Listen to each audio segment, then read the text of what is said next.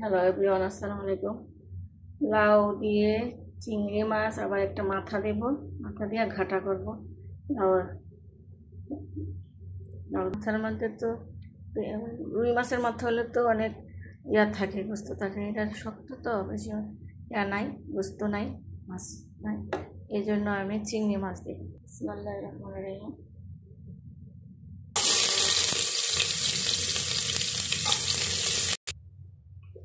চিংড়ি মাছ দিলাম।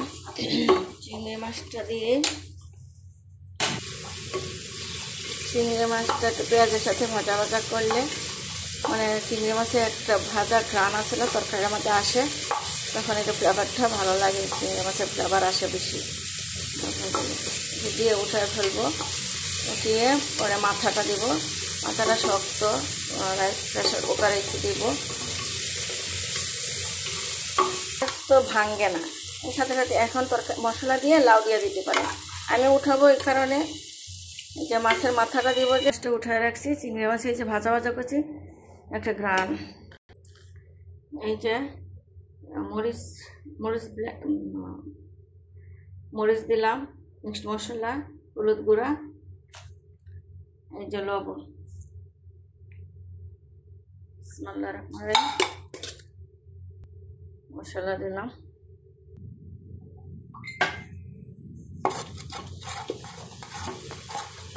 মাছের মাথা দিচ্ছি।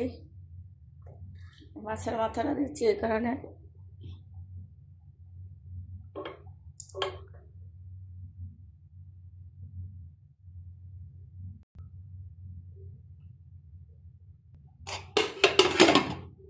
প্রেশার কুকার দিচ্ছি। মাথাটা ভাঙছি, এখন চিংড়ি মাছটা দিব। চিংড়ি মাছ দিলাম, এখন লাউ দিব। লাউ দিলাম। এখানে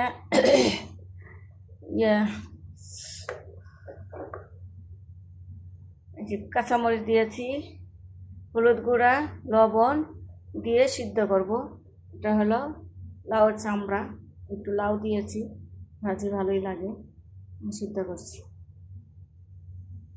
এই যে বলছি না, মাথা দিয়ে ঘাটা, চিংড়ি মাছ দিয়ে ঘাটা, এই যে লাউ এভাবে ভেঙে দিব। লাউটা একটু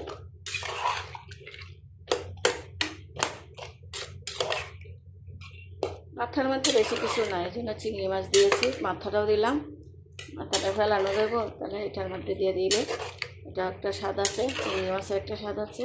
কাঁচামরিচ দিলাম, দেব।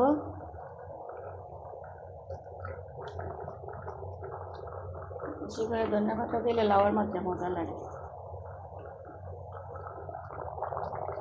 ধনিয়া পাতা দিচ্ছি, হয়ে গেছে। লাউয়ের মধ্যে সবসময় মশলা কম দিবেন, হলুদ কম দিবেন, মশলা একটা লাউয়ের একটা কালার আসবে। হয়ে গেছে, এখন বাকাত দিব। লাউ চামড়া ভাজি করবো। দিলাম, মেথি দিলাম, বিসমিল্লাহির রহমানির রহিম দিয়ে দিলাম।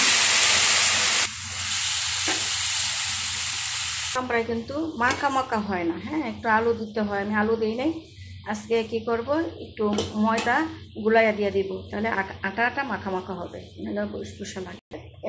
চালের গুঁড়া দেওয়া যায়, আটাও দেওয়া যায়।